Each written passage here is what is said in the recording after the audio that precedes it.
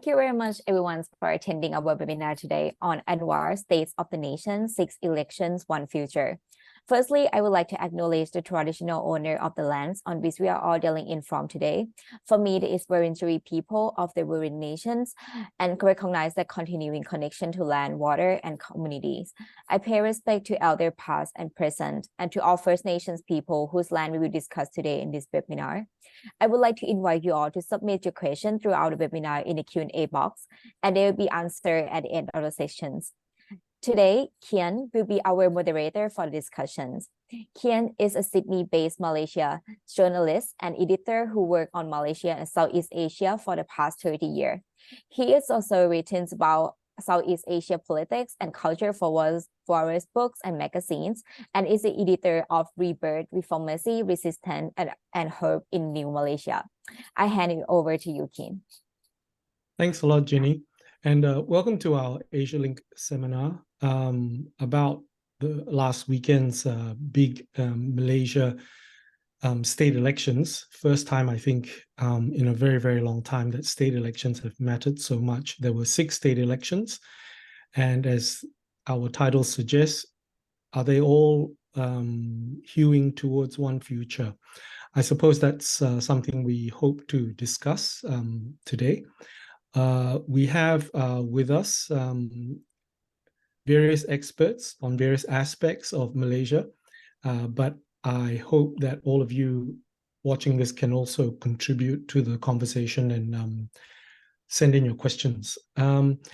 We have Professor James Chin from Universiti Tasmania, Dr. Wan Rohila from Terengganu.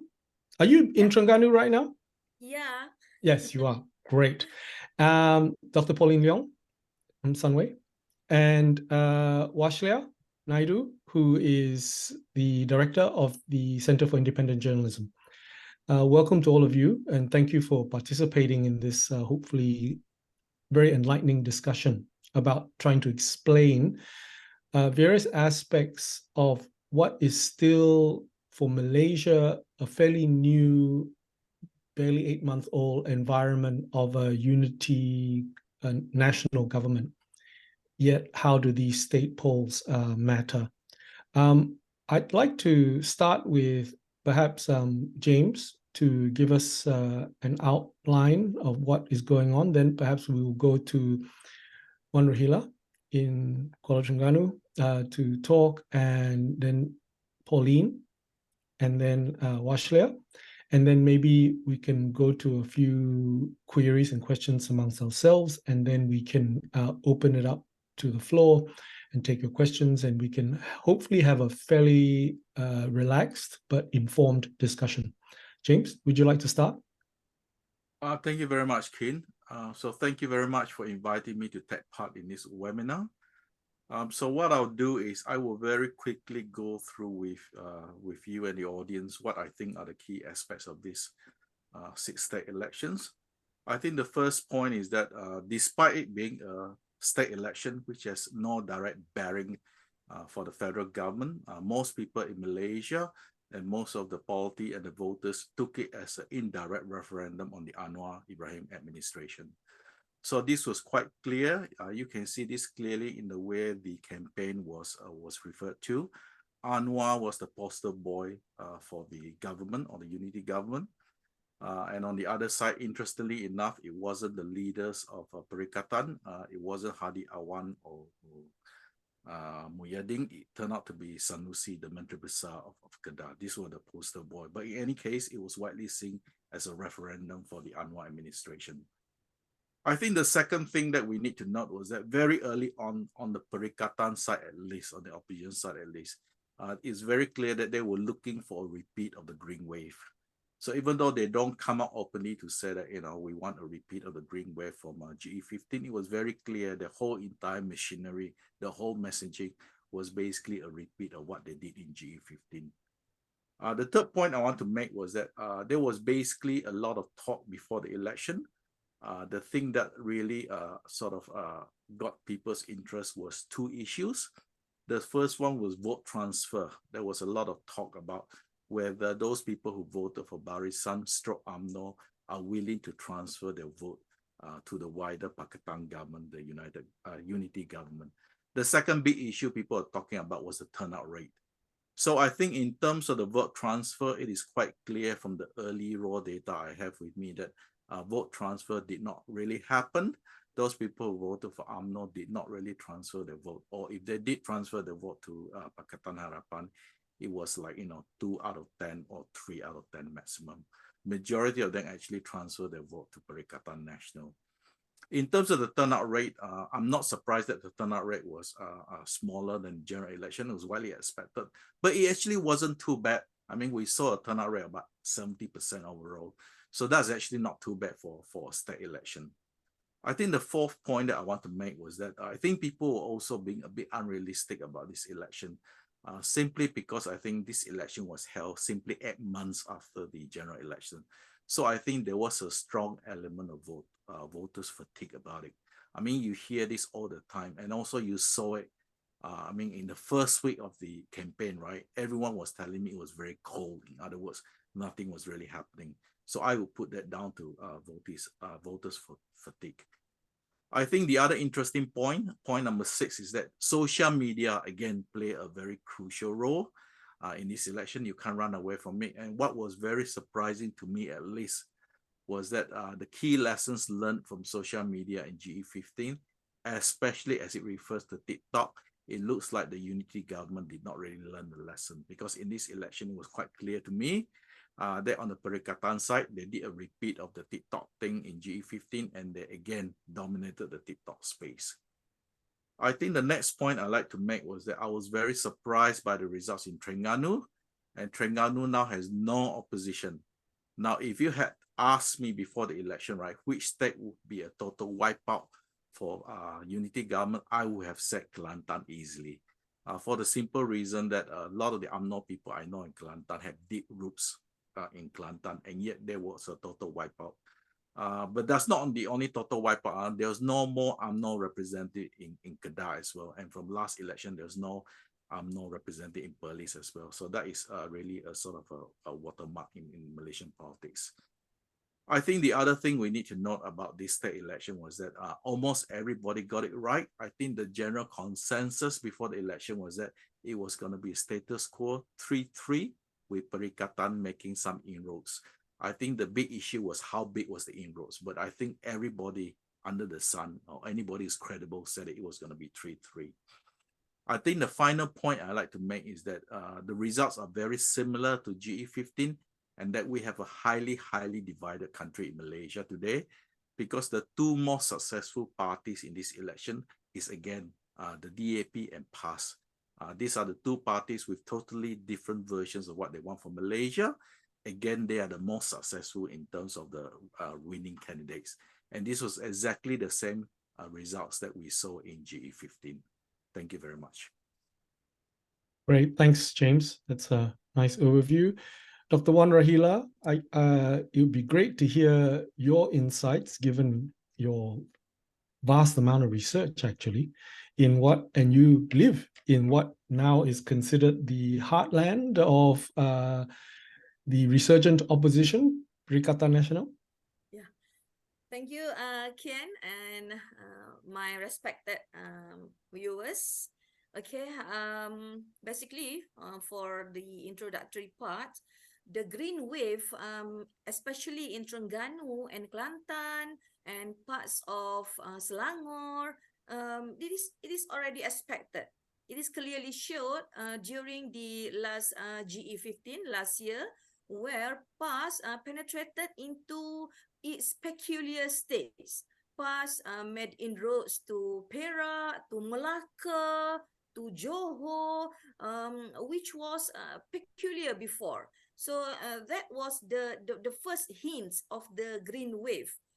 And for many political observers, what happened in November last year, was expected to continue until the state election, and that was proven. What we call, basically, I can conclude that all Malay majority seats basically PAS simply won. In Selangor, all Malay parliamentary majority areas, PAS 1.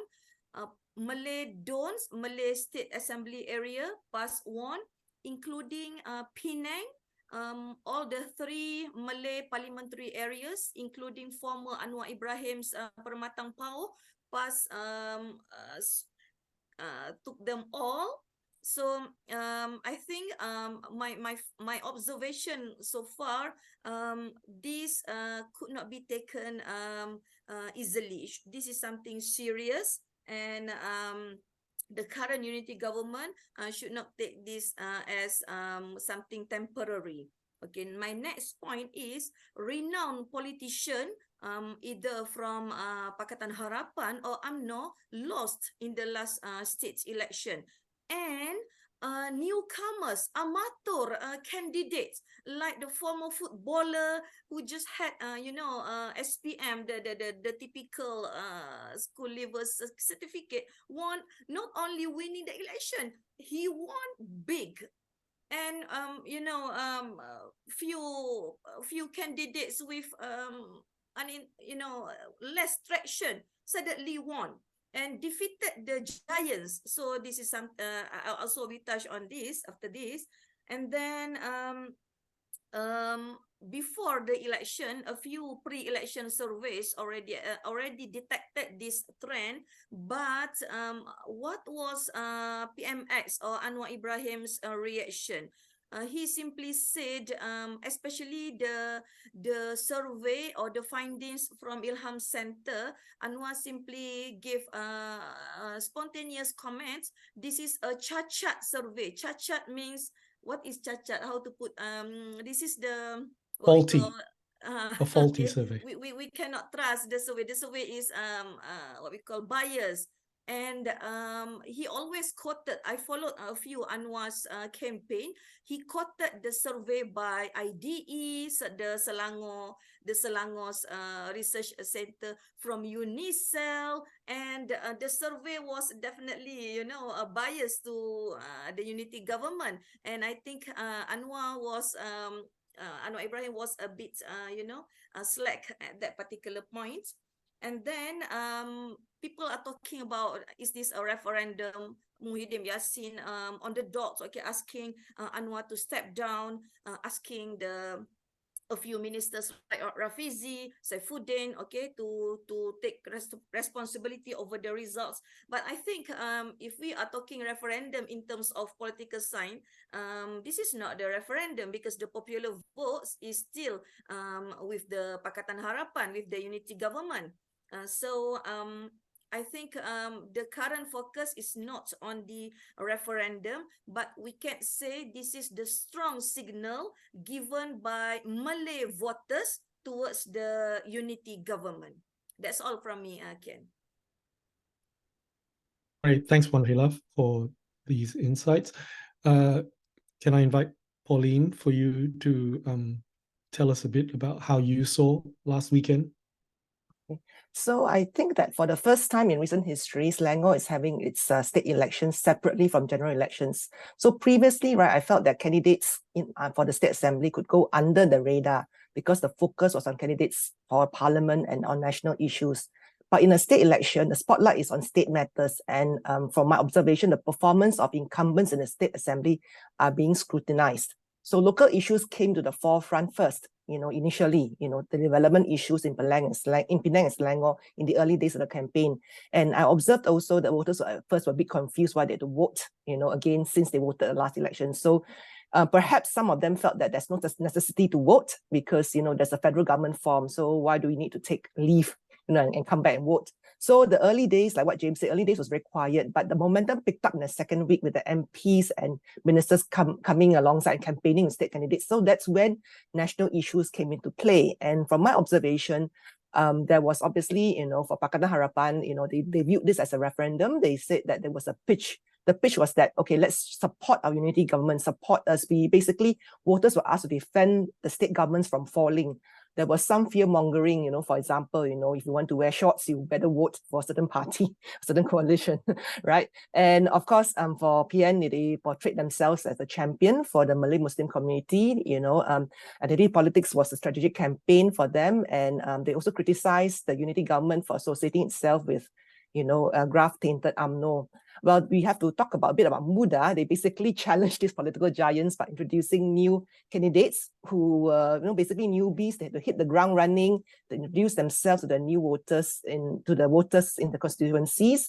Well, I think that while they leverage on social media, the outreach is still limited because people don't know them. There's still, Syed Saddiq is the main person. These are the new people, and that's why, you know, they did not perform as well. Yeah, thank you. Thanks, Pauline, for reminding us, I guess, that yes, these were state elections, not federal. And that was some of the root of the confusion. And I guess it backs up Wan Rohila's point that it's not necessarily a referendum. Can we move on now to Wathshlah from the Center for Independent Journalism, who had been doing some data collection and surveying over the issue of hate speech and, in a way, how the broader media, social media landscape was being harnessed and compared, and I guess in comparison to what happened last November's general elections 15 and last weekend with the state polls and other insights, I guess. Wathshlah? Thank you, Kian, and thank you, everyone. Well, it was really interesting for us as part of our monitoring to see how the narratives actually played on very critical themes that we are all very familiar with. You know, I think most of us in Malaysia, we grew up in grew up seeing many attempts to divide and polarize our society, using common language terms. 3R is the term that we are all very familiar with: race, religion, and royalty. And what we saw in the course of our monitoring, when we did the GE15 monitoring, these were definitely the focus, right? The narratives always focused on upholding certain religion, attacking another political party on the basis of their race or religion. So it just kept repeating. Yeah, same pattern we saw during the state election. But there were, and that's where I think sometimes the similarities starts and end. The topics, the issues were the same, right? Race, religion, royalty. The platforms perhaps may have varied, like even in the past, it would have been solely focused on Facebook, Twitter to a large extent. But then G15, they completely leveraged TikTok. I think the attempt was to hit the Undi 18 voters, or primarily younger voters. And they were extremely successful when they did that. And they continued the same pattern this time. What we thought was very interesting was that they balanced the use of both Facebook and TikTok. So they had almost similar content and across platform, but of course the reach were completely different too, because a Facebook, say one of our actors may have about, say, 200 followers, 2,000 followers on their account. The same person, actor, may have a TikTok account where the engagement level for similar content could go all the way up to 1.5 million. Yeah, so that was the distinct difference in how they were amplifying the narratives and the messaging, and the reach is beyond what we would have heard of in the previous elections. The actors were also, again, it was similar. It was politicians, political parties, but more and more what we are seeing are key opinion leaders. The influencers are becoming part of the political act. And that we saw a rise of that in G15, and the same pattern continued here during the state election as well. So while the poster boy for G15 may have been Hadia Wang, and I would agree with James, definitely this time for past, it was Sanusi, but they had also leveraged other celebrities. G15 was Jamal Abdullah, Zul Huzaimi, who were coming up with very concerning and alarming statements, to get voters to vote PAS and PN. And the narratives also, although they were focused on race and religion, it's also taken a slight shift, because what we saw in G15 was an attack, say, for example, against DAP as being, secular, pro-LGBT, communist, and so on. Whereas this time, the shift was not so much, I mean, yes, the targeting of, DAP targeting of PH continued, but the messaging changed a bit. It was, let's protect Malay rights, and it was like bangkitlah orang Melayu. Let's protect, Islam is under threat. So it was shifting a little bit.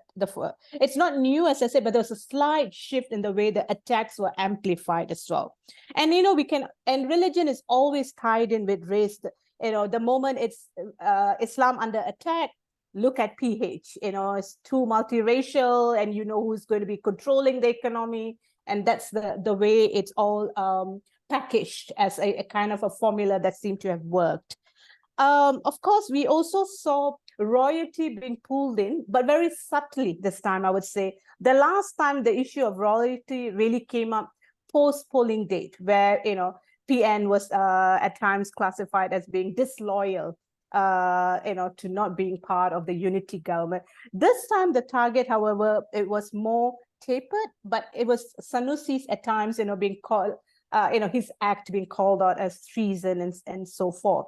So there was very little social chatter, I would say, around royalty, because there is real fear as well in terms of what you can and cannot say around the issue of royalty.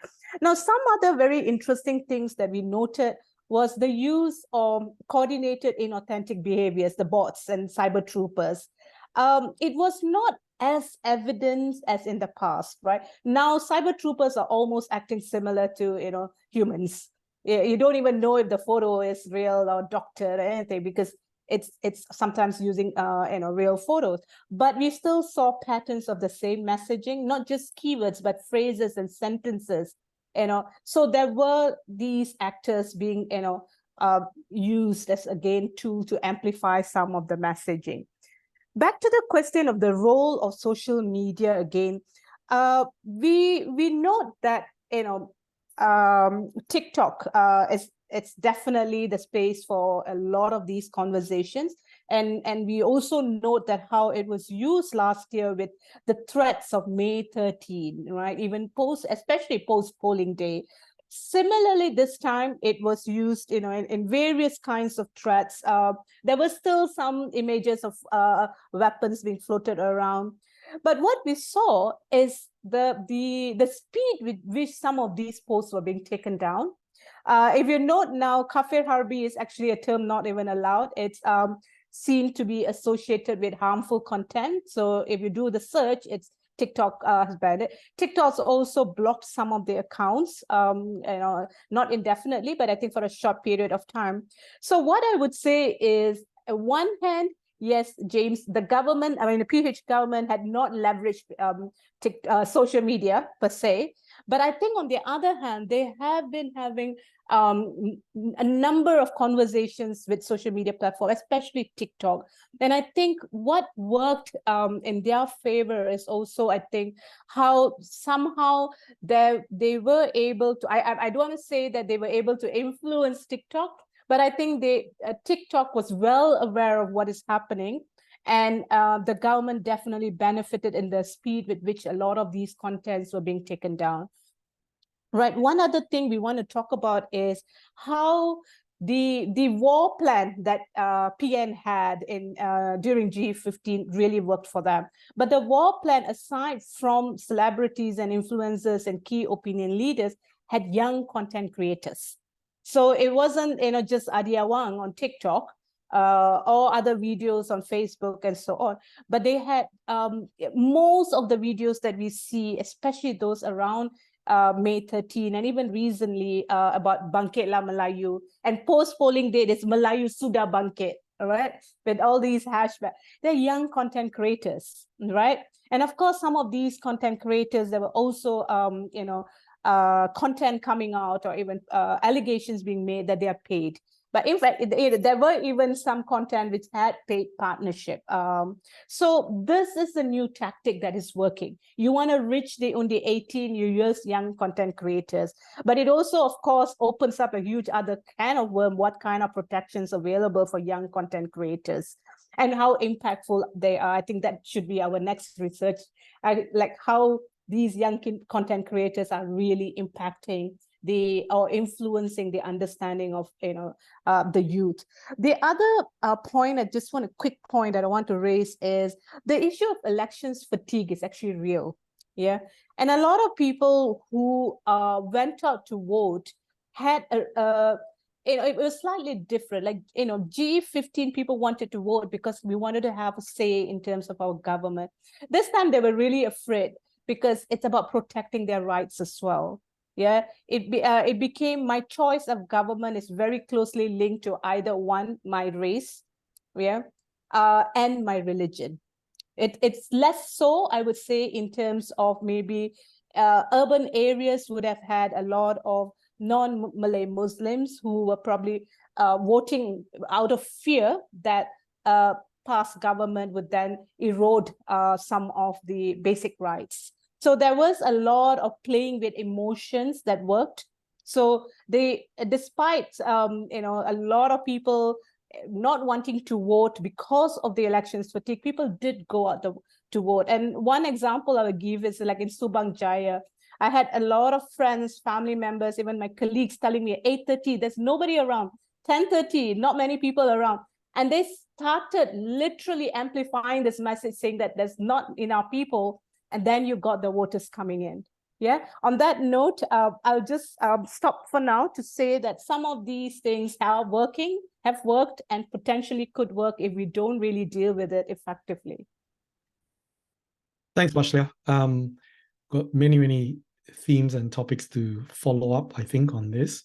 I was seeing one Rohila nodding enthusiastically on some points, which I think I can assume now where I'm going to pursue some of the questions that she should hopefully answer as well. I think, first of all, one thing that we all sort of have hinted at but haven't really addressed, which might be something that both James and Wan Rohila initially could try and address, is James, you talked about how, this is 8 months into the good old unity government experiment. And of course, the critical partner in this has been UMNO, which has been really decimated in these state elections. They didn't do very well federally either. Now, it's actually got worse. So, and you were saying that one thing that has happened is that it's not much vote transferring has happened. A lot of, especially in Malay majority seats, as Wan Rohila points out, vast majority votes went to Perikatan Nasional led by PAS. And these are areas which people were quite surprised, shocked at in the elections last November, the federal elections, where UMNO did so poorly and PAS emerged as the victors in areas that had never happened before, what were traditional UMNO strongholds.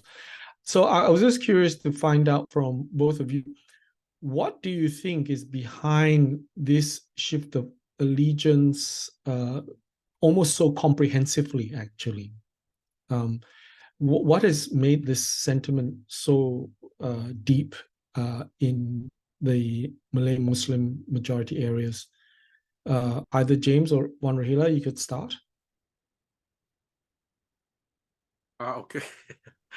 One, I'll start first. So for me, right, if you were to ask me to explain, I'll basically say that there were three factors that was going on concurrently. The first one is that you need to look back. If you look at UMNO, say from 2008 onwards, right, their numbers of vote share has been going down consistently. So this is a one-way trend. I'm talking about the longer trend. So I think to expect UMNO to sort of suddenly reverse the trend, I think that's a bit much. Secondly, I would say that another big factor was the Zahid factor. Zahid's name is really not good in the Malay community. And I think if you speak to especially younger Malays, I think the attitude is, or my impression of the attitude is, people always widely understood that Zahid comes together with big baggage, and that baggage is Najib. So it's sort of a combo thing. So I think that turned off a lot of people. The third factor I would argue that on the other side, on the Perikatan side, I think they were extremely successful in painting this unity government as, Anwar Ibrahim being controlled by the DAP. And even the people I speak to, right, they keep repeating one thing which is factual, but is not grounded in reality. It's factual in the fact that the DAP is the largest bloc in the Pakatan government. But it's not factual that just because you have the largest bloc, you control the government. Because the DAP, in fact, only have, like 1 or 2 ministers in the federal government, and they did not receive the bulk of the political appointments. In fact, the bulk of the political appointments, interestingly enough, right, actually went to UMNO. So I think if you were to combine these three factors working together, that would go a long way in explaining what happened to UMNO.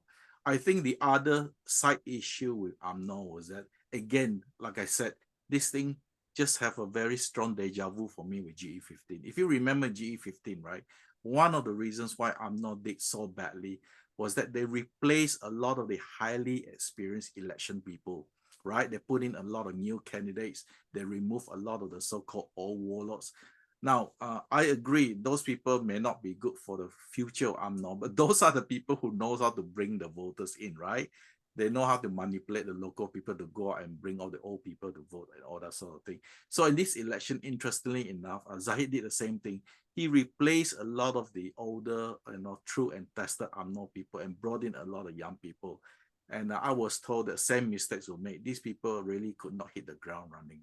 So basically, it's a combination of the three big factors plus the internal problems that Zahid was facing.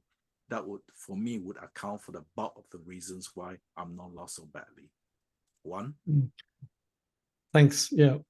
One, Rohila, it'd be great to hear from you about whether there really has been a fundamental cultural change and the moral outrage from last November over corruption actually, ironically, might be the great success of Reformasi over 25 years, hasn't it? Yeah. So thank you, Ken. So basically, when I disseminate the conference poster to my friends, so they jokingly said, "So you'll be defending PAS. You'll be the only Malay defending the green wave to the." They said to the liberals presenters. Okay, so that was the earlier, perception I received. Okay, so my friends, they are educated, but they regards the faces on the poster as the liberals academicians. So so I carry a very big task. Okay, so basically how could PAS did so well? Okay, and let me explain. Okay, because I studied PAS and my PhD is on PAS. So PAS, people ran away from PAS due to takfiri culture. Takfiri culture means if you are not with PAS, you are considered kafir, or you are considered infidel, or you are out of Islam. Okay. Basically, the takfiri culture, TAKFIRI, the takfiri culture had divided the society, had divided the people in Terengganu, the people in the village, until it led to they were praying in different mosques. Basically, they were buried in the different cemetery up to that extent. And the wedding, if they were witnessed by the UMNO ustads, it is considered illegal. They had to remarry up to that extent. Okay, and it led to Mamali incident and so on. So PAS, the young faces in PAS realized this. if we stay with the takfiri culture, we will not. We does not mean me. Okay, that means PAS will not go anywhere. So they came up with budaya politik matang sejahtera (BPMS). And they introduced the combination of technocrats and ulama, so-called ulama. For PAS, once you came back from Al-Azhar, you are considered ulama, okay? You are considered ulama. Very simple definition of ulama, and you are simply called ustaz, okay? So the budaya politik matang sejahtera reduce the glaring takfiri in PAS, the glaring one, but the spirit of takfiri is still there, was still felt in the last state election when the first statement by PAS leader after they won big in Terengganu is thank you, you have voted for the Islamic government. You have voted for the Allah's government, something like that. Okay, this is the literal definition. Translation. So basically, taking Terengganu as the case study, each UMNO and PAS, they have 20% of grassroots or staunch supporters. UMNO 20%, PAS 20%. The other 60% are undecided, the fence-sitters, which they voted for UMNO sometimes they voted for PAS, but due to the developments after GE 2018, okay, with the domination of DAP, with the statements, remarks, okay, by YB Teo Ni Ching, the efforts to change this, change that, reduce this, reduce that, okay, it hurt the Malay fence-sitters voters. So basically now the 60% of fence-sitters voters, the number is getting smaller, because now they are becoming the PAS staunch supporter. That's how I see. Okay. These PAS supporters, do not get them wrong. Okay, they are not pious. Okay, they might not be praying, my friends.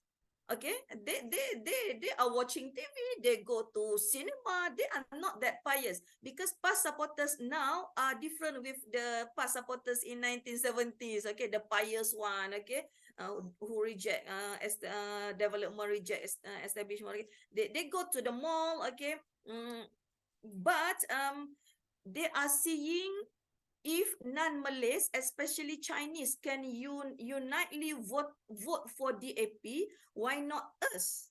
I'm talking on behalf of the Malay voters. Okay, we also can form our strong group. Okay, a strong coalition by voting for PAS. Okay, previously, my dear viewers. Okay. During election, near to election, the Chinese overseas, okay, from UK, Taiwan, mainland China, from Singapore, they came back, okay. They spent thousands of money for flight tickets and so on. And if you remember, last near the election, Sanusi called, hey, all the Malays outside, come back, okay. The money will be granted, will be rewarded by Allah, okay. If the flight tickets from Paris cost you maybe 10,000, 10,000 is small compared to, you know, retaining the Muslim government, retaining our government. So we could see from the TikTok sharing, we could see from you know, Facebook storytelling, okay, they took 2-3 days, okay, to travel back to Terengganu, to Kelantan, to Kedah, just to retain the so-called our government. Okay, but I think a few political observers, including a few politicians, they have done something wrong by simply saying the Malays were quote unquote stupid. The Malay voters were anti-establishment. They don't want development. Meanwhile, the Chinese were considered sophisticated, were considered democratic, were considered politically literate because they voted for Pakatan Harapan, they voted for DAP. The Malays, when they voted for Pakatan Rakyat, the Malays, when they voted for Pakatan Harapan in 2018 election, they were praised that way. So this time, when they unanimously voted for PAS, they were considered backward, anti-establishment, leave them. So this blame game is very dangerous for the current unity government. These statements are making them fairer, okay, to PMS government, okay. And how could PAS win the hearts of the Malay voters? They are very active. Where? In the mosque. Okay, maybe non-Muslim friends, you do not know that between the Maghrib prayer somewhere in at 7:30 at night and Isha prayer some 8:30 something, there is 1 hour, and PAS will fill the gap by with pro-PAS ustads or Islamic preachers with short 1 hour kuliah or short Islamic religious what we call sharing. Okay, they read the Islamic books. Okay, and that caught the hearts of the Muslim, because while they are reading the kitab, while they are reading the what we call the books written by Muslim scholars, they will relate to the current situation. See, Al-Ghazali said this, then they relate to the current situation, and the Malay voters were attracted to this. Okay, and then I also can say the education system planted by PAS, the PASTI, the what we call the Islamic primary school, secondary school, now they are bearing the fruits. Okay, now the kids now they can vote. Okay, and they were being taught that they are the future generation of Islam, and what you call the future of Islam is in their hand. Okay, and then our friend has touched on social media, so I will not be touching on that. Anwar Ibrahim realized that there is a loop, okay, between the unity government and Islamic preachers. So he brought renowned international preachers, famous international preachers, but that lost touch with the Muslim voters on the ground. Because that was held in Putrajaya, they speak English while talking about Islam, the popular one. Meanwhile, PAS was supported by famous local celebrity preachers, Ustazah Asma Harun, Nur Hafizah Musa, Ustaz Wadi Anwar, and my friend. They had more than 2 million followers online. And every morning they have live, what we call live, religious circle. So whenever they read they talk about Islam, they will relate to the current situation. So if I every day been feeding with those information, I might be voting for PAS as well. Okay, and then what we call, they also played a few sentiment. Okay. Look at Penang, okay? Malaysia will be the Singapore 2.0.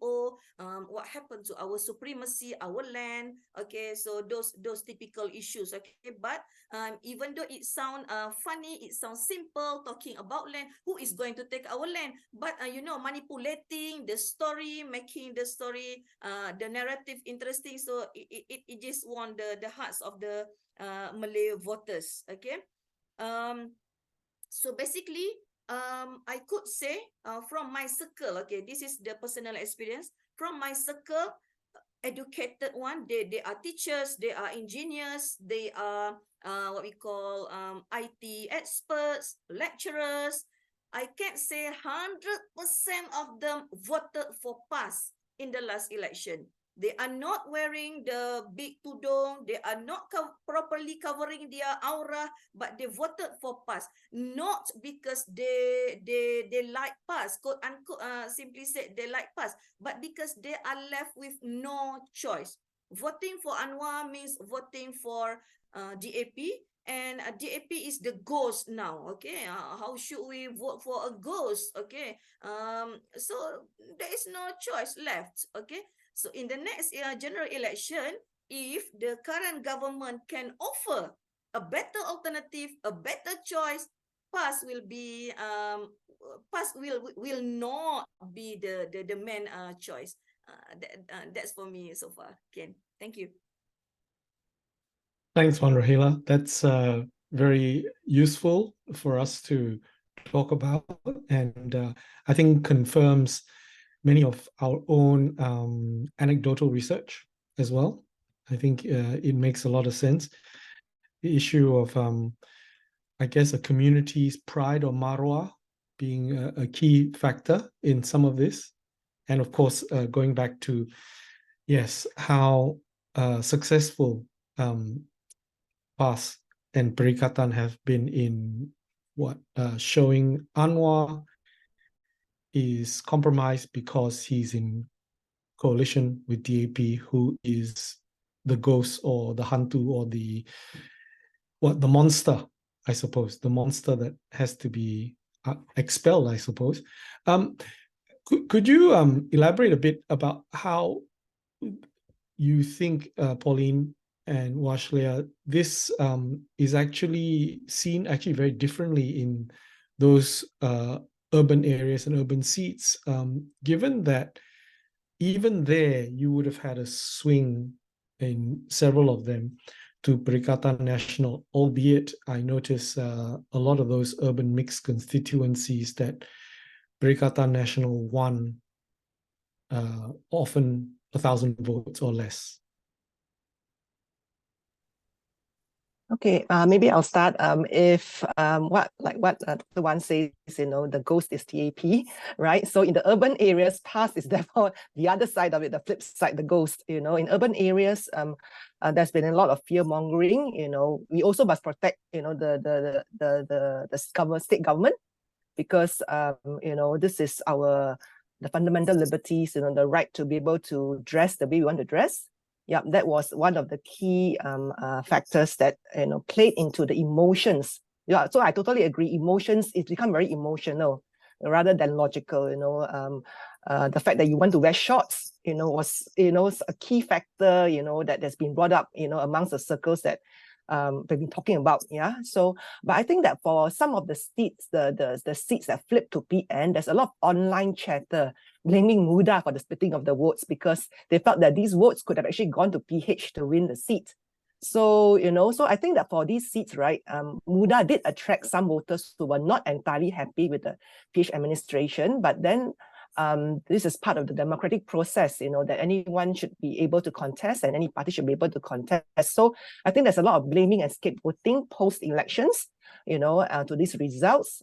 And I also think that, some people have been talking about Undi 18, and they felt that maybe Undi 18 and the auto registration, that the youth would lean towards more liberal values or ideology, but it's clear that the results of G15 and of the state elections is proof otherwise. And interestingly, this morning, I just received a video about somebody who's advocating for the reversal of Undi 18 to Undi 21. I don't think that is politically feasible to do that, because if PH actually did that, it would give ammunition for PN to argue that you're trying to change the goalpost to secure power. So I think that perhaps in terms of the youth vote, there is a need for more political education and literacy, so that youths are able to critically discern the political messages for each election, so they're less acceptable. But then again, right, based on what Dr. Wan has said, if they have been already been going to schools, etc., it's going to be pretty hard to change your mindset. So I'm not sure how it can be done, but I think that there needs to be maybe more critical discussion, to see what's happening out there. Thank you. Thanks, Pauline. Wathshlah? Yeah, just to add on a couple of things. I think one thing you can see very clearly with PAS and PN was that they had a consistent messaging across board. The terminologies might change, but their messaging was very clear. You have to protect your rights and your religion, right? Across board.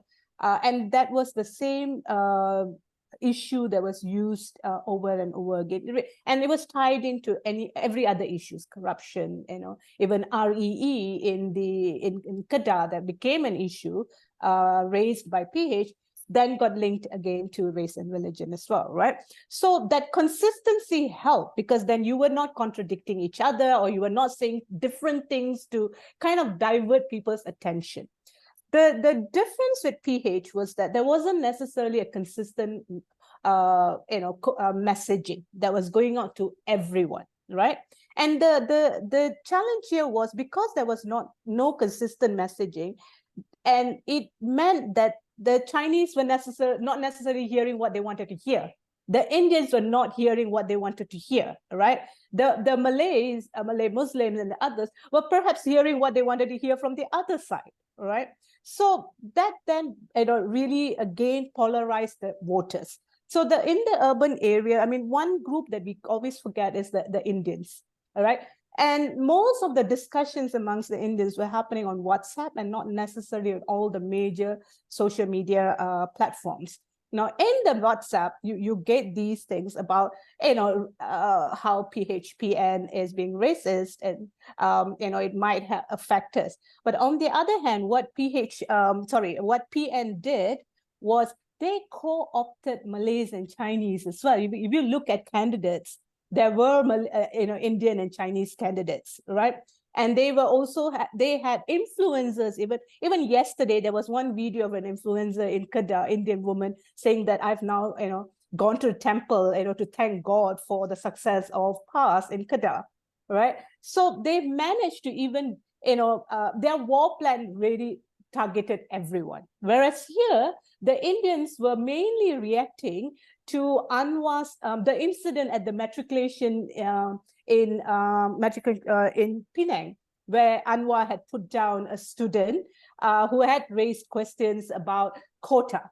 Now, it brought back to the forefront issue about quotas and issues about affirmative actions which were discriminating particular communities. So that was the discussion which was happening in the last week of the campaign period, and nobody was necessarily, from the PH side addressing that. It was literally, ignored after that whole incident. So it was happening some level on, say, for example, the X or the Twitter, but it was happening on WhatsApp amongst, the same races. So the lack of consistency in approach and lack of common messaging really divided the people. But also, I think we need to rethink how PH brings people together because of how it portrays itself. But again, the strategies need to be coherent and consistent in that messaging that it's multiracial. Yeah. Thanks, Wathshlah. I think we should try and get to a few of the questions that we have coming in. I was curious, maybe, one of them is actually directed to Dr. Wan, and to see whether you could help expand it a bit more as well in collaboration with another question, which really is related to this. The question to you, Dr. Wan, was from Lee Yun Pok, that what is the cause of this, what is, I guess, the root of this strong religious beliefs in PAS supporters, that they are motivated by, for instance, the Kedah Chief Minister Sanusi was saying about defending Muslim governments.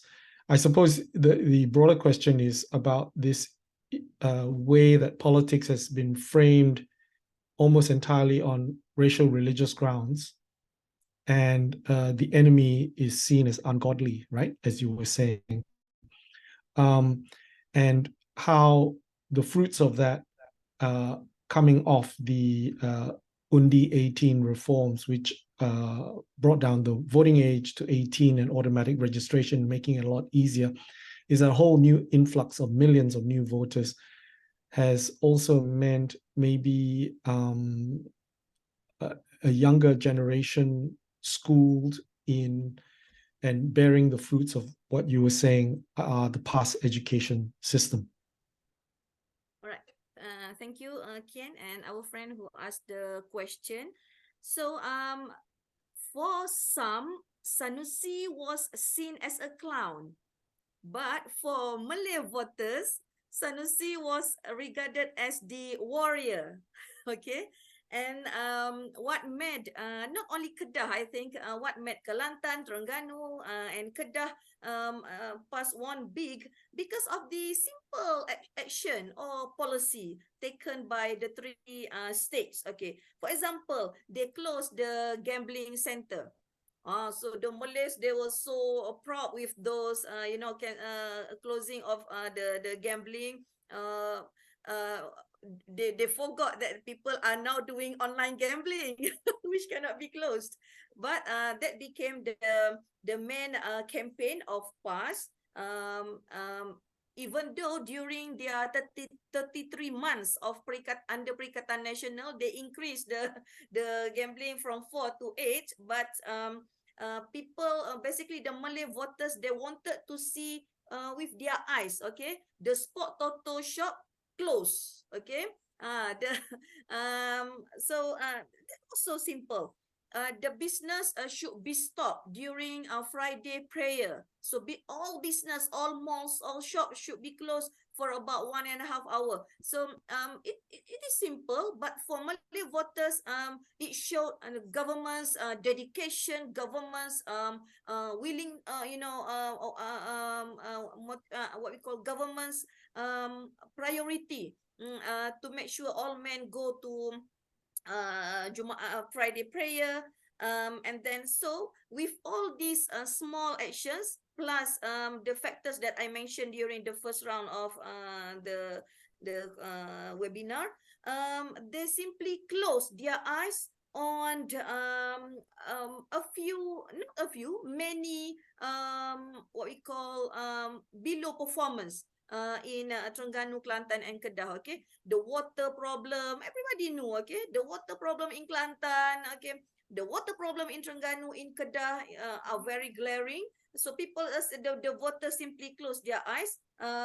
The waste management, the rubbish were not collected for 2-3 days. Okay, and imagine this happened in Selangor. Okay, the mismanagement of waste. Okay, slow economy, low KDNK, what we call no jobs. Okay, the business is running very low. So basically, the voters simply quote unquote forgive the Terengganu, Kelantan, and Kedah governments because of the sentiment, because of the simple action of closing the what we call the gambling center. Because of the issue of we have to retain our land. This is our land. This is our dignity. We are going to be Singapore 2.0 if we do not vote for the past government. So it may sound simple. That's why people say Malay voters are simple-minded. No, this is nothing to do with simple-minded. We are in war, and you are feed with those fear-mongering things. So I could not blame my Malay voters friends. Okay, and then PMX he realized this, so inviting the famous Muslim preachers wearing if you notice, PMX wearing the traditional baju Melayu almost every day to capture the Malay hearts. Okay, he went live. He broadcast where he is going to pray Friday prayer. Okay. On every Friday we are going to see. Okay. Dr. Anwar, he's praying here. He's praying here. Okay. But everything was seen insincere acting, temporary. Anwar is what we call very excellent actor. He dance and he pray. Okay, in front of Chinese he danced, in front of Malay he pray. So the Malay voters saw Anwar as the man with two faces. So how could we vote that kind of Muslim moderate. For Muslim voters, Muslim moderate, for Muslim voters, there is no moderate, okay? There is no Muslim moderate. Muslim moderate means Muslim liberals, okay? So those are things that maybe a few non-Malay friends might not understand, okay? Thank you, Kian. Thanks, Dr. Wan. I guess it's very interesting because from what Pauline was just saying before, and Wathshlah as well, clearly there is this not only, I guess, racial religious divide, but also an urban and outer urban divide as well, in terms of understanding it, but also in terms of how effective, I guess, Perikatan Nasional and PAS has been in honing and staying on message and keeping that social media campaign very efficient and lean and on target, as opposed to much harder, much more diffuse, more messy, I guess, messaging that Anwar Ibrahim's unity government has to take into account in so many areas. I guess we was trying to get to what you're trying to say, Rohila, I suppose, is that there is also the prevailing lingering issue that if practical good government doesn't quite happen, it is a lesser issue than having what these Malay Muslim voters would consider a moral government, a government that fits a particular morality. And I'm just wondering, how does a unity government then try and reconcile what many people say is the urgent need for Malaysia to work out a better economic future and to try and implement actually some tough economic reforms for that, versus trying to address those issues that you're saying that the Malay Muslim voters are prioritizing? All right. Thank you for the good question, Ken. So before I give the floor to other friends, basically is Terengganu, Kedah, Kelantan moral government? So that is very subjective question, but for Malay voters, this is so far the best that they have, okay? I don't say that I mentioned just now they are not the pious Muslim, but simple action closing the gambling, okay, is considered better compared to the unity government. So I answered the question. I continue answered the question from our friend on hudud. So with 32-0, okay, no zero opposition in Terengganu, so will hudud be applied?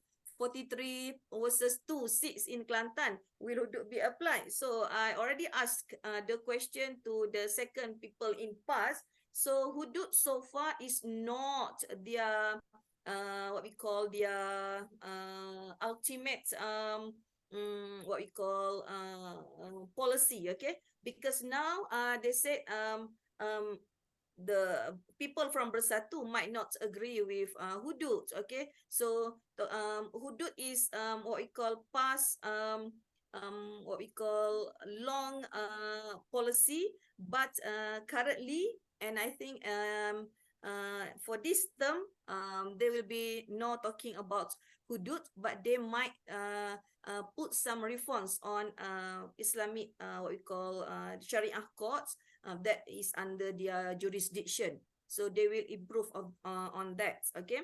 And talking about moral or immoral government, for example, in Terengganu, in Kelantan, you cannot wear your outfit cannot should be, you should follow the Sharia one, but how to put into words, okay? You in public, you are not allowed to wear the tight attire. So our friends might say, are they going to be the Taliban state? No. But how to put into words? Okay.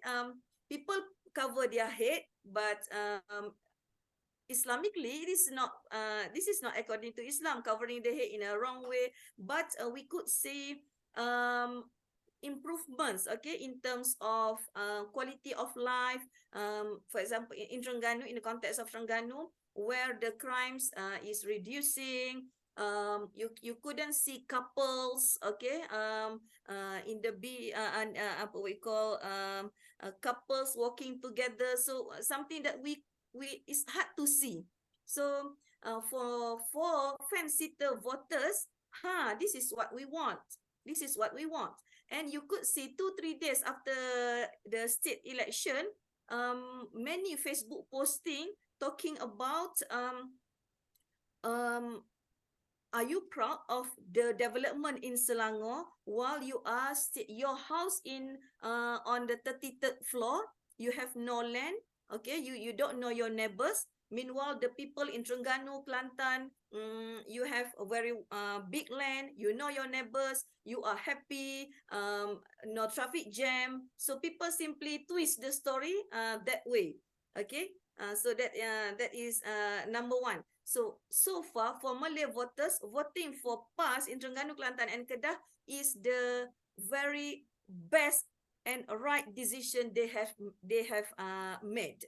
Okay. And Malay voters in Selangor, if you could see the comments on Facebook, they cannot wait, okay, to feel the same.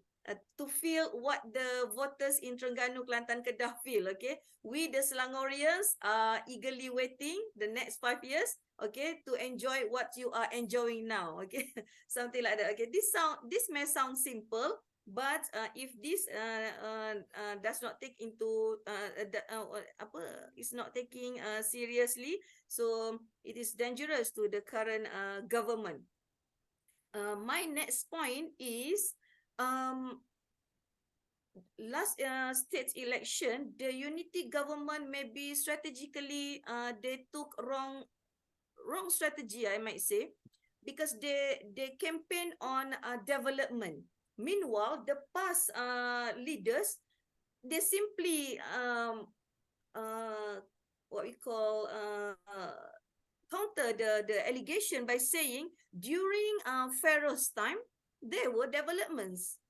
Okay, the pyramids, okay, there were developments, okay, but there was no bless from God. Is that what you want? So okay, so people were shut down and okay, so this might not be written on academic paper, but this is what I saw and what my friends who voted for PAS feels. Okay, thank you.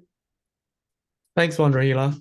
So many issues there that we would love to discuss some more. I think we're sort of running short on time a bit and trying to get across a few more issues. And James, you have a few points, I guess, in response to make to this? Yes, I think all the discussions were very valid, but projecting to the future, I think what is very clear in all the things we've discussed, we're actually discussing identity politics.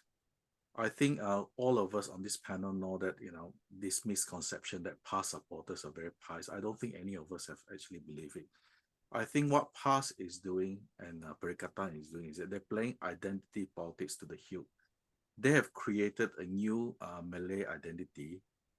Previously, right, up to the, say, mid-1990s, I would argue that the sort of Malay identity you want to create was Ketuhanan Melayu. Now it's Ketuhanan Melayu Islam. So they managed to merge Islam into the part of the Malay identity. I'm talking about politically. So I think going forward is quite interesting that one actually is actually quite hopeful that you know that the other side, as in the unity side, has a chance. But if we assume that the identity politics will get stronger and stronger, especially among younger Malay youths, then I would argue that the so-called green wave that we saw in GE15 will only get stronger in GE16, because if you look at all the options on the table for Anwar Ibrahim, things like moderation, economic growth, inclusivity, all these things are not part of the identity politics. On the other side, because as I mentioned very early on, one of the reasons why it is so difficult to sell anything to past supporters is that they counter the thing with the DAP as the boogeyman. So as long as DAP is there, I don't see how you can move this messaging forward. Because at the end of the day, right, the difficulty faced by Anwar is quite straightforward. Because if you play this identity politics, then you alienate your core supporters, right? Your core supporters is the urban non-Malay crowd. But if you pander to the non-Malay crowd, your urban supporters, then you lose the identity politics argument. So what do you do? I mean, he's sort of between a rock and a hard place. So I think it's extremely difficult. But the thing that really worries me is what I said in the introduction. It seems going forward, we still haven't resolved this issue of what Malaysia is. Because now the divides are very, very clear. You know, the Muslim community, for whatever reasons, you know, they see Malaysia in a certain way. The urban non-Malay population has a vision for Malaysia, again, totally opposite. Then you have the third vision. Don't forget, the people from Sabah and Sarawak also have a different vision for Malaysia. So really, going forward to GE16, if we are still gonna, you know, sort of circling around the issue of identity politics, then I'll be quite happy to make a prediction that, you know, PAS will be the big winner. Sorry, PAS and DAP will be the big winner come GE16. You know, we're back to square one, because, you know, I don't think it's possible to reconcile the sort of identity politics currently being subscribed by so-called PN supporters. I don't think under that version of identity politics, right, there's space for anybody else. Thank you. Thanks, James. And of course, amongst all of that, the great undercurrent is that Malaysia is in a region facing some rather urgent challenges, from the climate emergency to various economic reconfigurations, including a sliding China economy, which is beginning to affect Malaysia, and of course the diminishing fossil fuel, oil and gas bounty that has fueled so much of Malaysia's development. But as you've suggested, Dr. Wan, development or economic development isn't the issue of a great number of voters. And it's even seen as a negative, I suppose. But I'll be really curious to know, how do you then end up funding or paying a lot of what constitutes the Malaysian economy? I wondered whether we could see if we could get to a few more of these questions. I think we have one where we're trying to look at the implications for the next general elections, which are not due for another 4 and a bit years. And James has already touched on that and defined it along identity politics versus the much messier inclusive politics that I guess Anwar has to somehow straddle. I wonder how you see it, Pauline and Wathshlah, because I think there was a question also to Pauline about, you know, a so-called third force of youth voters of the Youth Party. And of course, youth voters, perhaps unlike Thailand, are not necessarily progressive in that traditional way. They might be actually more conservative. Pauline? Yes, correct. For the youth voters, right, when I was debating with my students, you know, discussing it, and when Uni 18 was being introduced, interestingly enough, you know, a lot of them are actually quite conservative in their thinking, right? And they feel that there's not enough political education, and which is why you see a lot of people, youth being influenced by what they see on social media, rightly or wrongly. Okay, so there is an issue of, you know, political education and political literacy. To the question about, you know, whether MUDA would actually, you know, take a, you know, bring in some Malay youth votes, I think that The problem with MUDA is that it's pretty much focused on issues rather than identity politics. So when you talk about issues, right, you need some sort of level of ability to understand and ability to sort of like understand the issues. And if you're going to campaign on that, it's going to be pretty hard to bring voters to understand your point of view. So I think that's where, MUDA, while they're trying their best, they have not been able to be successful in that because issues are complicated, issues are difficult. And moving forward to G16, I think that one possibility of trying to reduce the race and religious rhetoric is perhaps the ability to redelineate constituencies. Now you have constituencies that are very Malay majority, or and they're not multiracial enough. So if perhaps to address the issue of malapportionment, you will have more constituencies that are multiracial, then politicians will have no choice but to campaign on a more multiracial approach rather than relying on identity politics so that they can reach out to more people. But then again, of course, this is mainly in the West Coast area, in the East Coast area where majority are Malay Muslims. I think that is not possible. But in the areas where there are more multiracial, then perhaps we can have that, because politicians are just, trying to win the votes. And if they are in an area where there's a strong, larger ethnic majority, then they would, of course, say what that needs to be said to get the votes. Yeah. Thanks, Pauline. I suppose the thing is, we are in a way talking about the practicalities of trying to address the long-standing problem of the electoral shortcomings and imbalances that really are decades old of malapportionment and one vote not reflecting, one person and so on across the country. But I suppose broader than that, from what Dr. Wan was saying, what James is saying as well, something that perhaps Wathshlah can do a critique or comment about is that we really are getting down to this issue of what it means to be a Malaysian nation, right?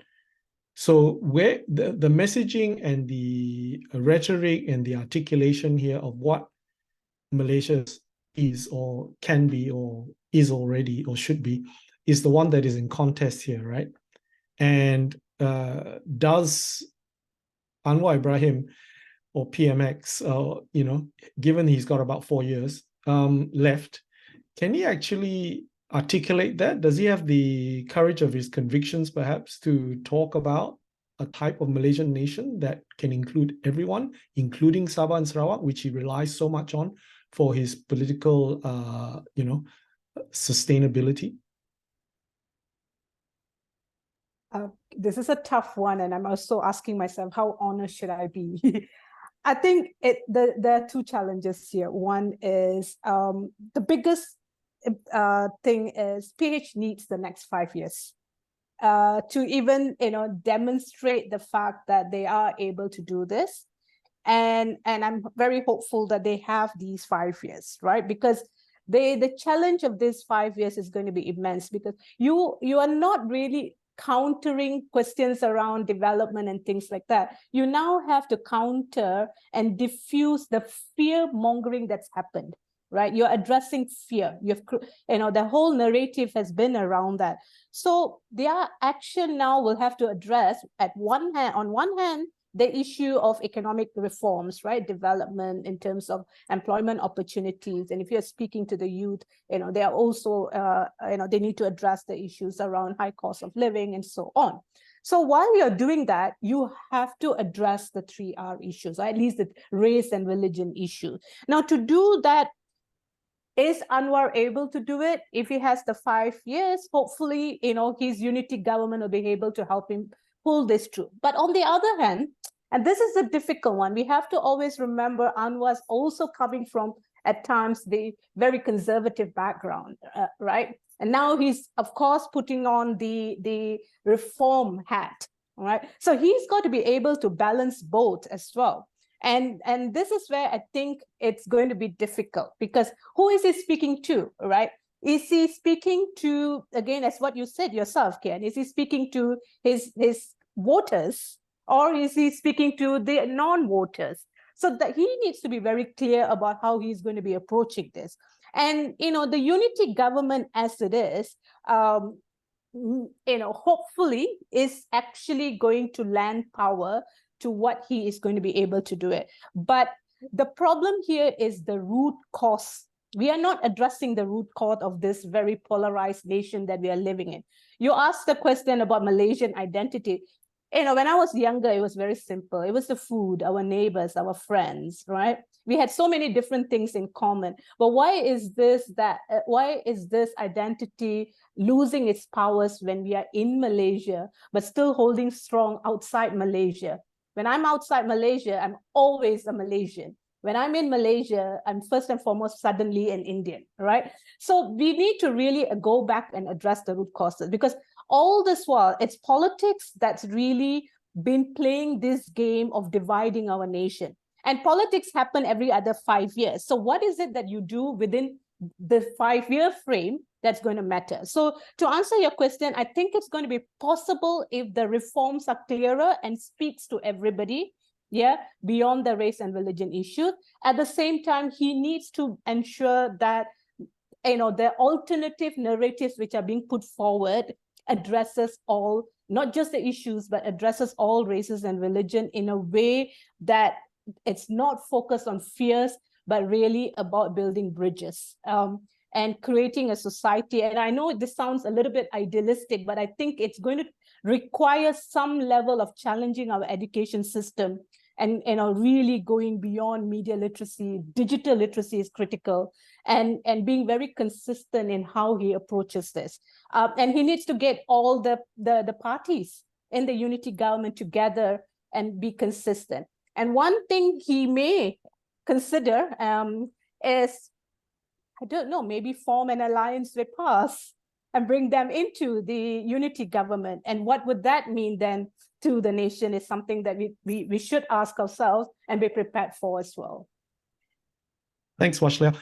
We need to sort of wrap things up. And I thought perhaps the final words, very briefly, if we can, looking forward to the next 4 years, could come from Dr. Wan and Pauline as well, about, where exactly are we at? Perhaps Pauline could start and Dr. Wan can give us a projection of whether there is a Malaysia outside of the past vision. Okay, just to pick up on what Wathshlah was saying, there needs to be building of bridges. So looking forward to the next general elections, I think that on the ground, there should be more conversations between people who are voting for PAS and people who are voting for DAP to understand the concerns. Now, from the urban non-Malay perspective, we are trying to figure out what exactly, PAS voters are actually voting for, and to be able to understand each other, that would be a step forward. And for also, PAS supporters and voters to understand the concerns of the non-Malays, and the non-Muslims, why are they so fearful about all these things, and I think that if we can build the bridges, then there will be more understanding and there'll be a way forward to this. Thank you. Thanks, Pauline. Dr. Wan, you close the session. Thank you, Ken. So I think number one, since Prof James mentioned just now, later it would be DAP versus PAS. So for sure, DAP friends, okay, engage more with Malay voters. I think YB Stephen, YB Howard Lee, YB Anthony, they have shown the way. So and I think the old DAP warlords, okay, they have basically retired. So the young faces in DAP now, I think they started to blend well with the Malay political culture. The same goes to PAS. I'm calling my PAS friends, okay. The old thinkers in PAS, they should retire and give away to young PAS leaders. And both parties, because DAP and PAS, they were once together, and now they are criticizing each other. So basically they can be together if there is a very big and sincere political will. But it needs time, and we pray for the better Malaysia. Thank you, Ken. Thank you, Dr. Wan. Thanks, Wathshlah, Pauline, and James for participating in this webinar. We will, I think, share the details. I believe there's been a lot of traffic and viewership actually on YouTube, and this ends up turning up on YouTube as well. Thank you for all your questions as well. Hopefully we've managed to cover as much of the questions and grounds as possible.